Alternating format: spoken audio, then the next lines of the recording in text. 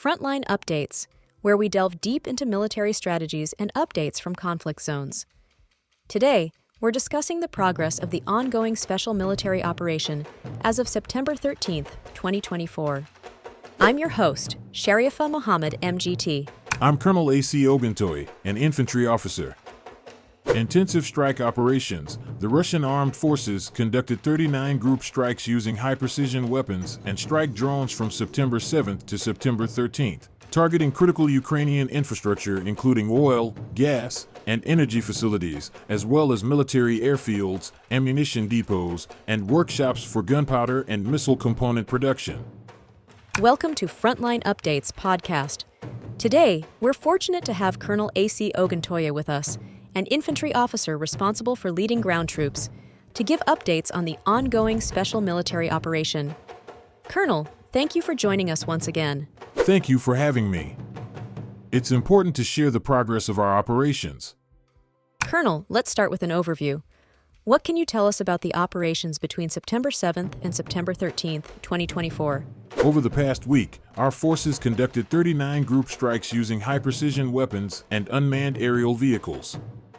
These strikes were targeted at critical infrastructures supporting Ukrainian defense capabilities, that is specifically oil, gas, and energy facilities. We also struck military airfields, workshops manufacturing gunpowder and missile components, and various storage and assembly sites for unmanned aerial vehicles, ammunition depots, and logistics hubs. You mentioned high-precision strikes. What kind of impact did these have on Ukrainian forces and their logistics? These strikes had a significant impact. By targeting their infrastructure, we disrupted their ability to manufacture and repair weapons, as well as store essential supplies. This weakens their logistical and operational support. Additionally, 49 Ukrainian servicemen surrendered over the course of the week, which speaks to the operational pressure we've been applying. What can you tell us about the progress in the Northern Front, particularly in the Kursk region? In the Kursk region, our North group of forces made substantial gains. We liberated 10 settlements, including Apanasovka, Byakovo, and Vishnevka. During this offensive, we thwarted several attempts by Ukrainian forces to bring in reserves.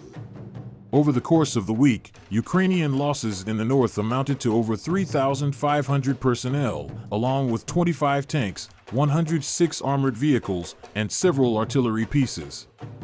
That's a significant toll. What about the West group of forces? There were reports of advancements there as well. Yes, the West Group made notable progress, pushing deeper into enemy territory. We engaged and defeated 5 Ukrainian mechanized and assault brigades, along with territorial defense units and the Azov Special Forces Brigade. In addition to repelling 17 counterattacks, we caused over 3,600 Ukrainian casualties.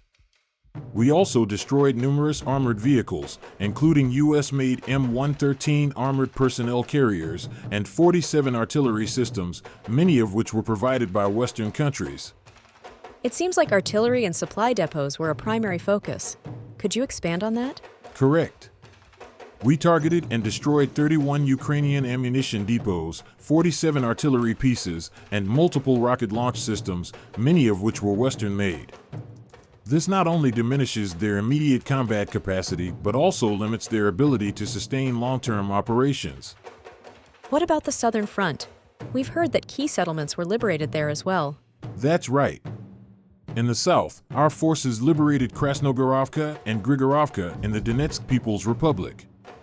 We defeated several Ukrainian brigades in this area and repelled 9 counterattacks. Ukrainian forces in the south lost over 4,800 servicemen, as well as 9 armored vehicles and 59 artillery pieces, many supplied by NATO. And how about the center and east groups of forces? Any significant developments there? In the center, our forces liberated several settlements, including Novogradovka and Kalinovo.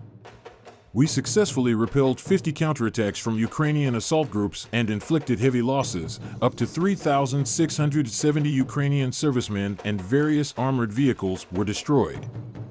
In the east, we liberated the settlement of Vodianoe and defeated mechanized and infantry brigades, causing over 820 Ukrainian casualties while destroying several artillery units and vehicles. It sounds like a coordinated effort across multiple fronts.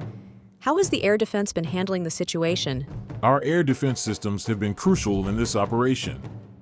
Over the past week, we intercepted and shot down 9 U.S.-made ATACMS tactical missiles, 30 French-made Hammer-guided bombs, 25 HIMARS rockets, and over 430 unmanned aerial vehicles, many of which were deployed outside the Special Operations Zone.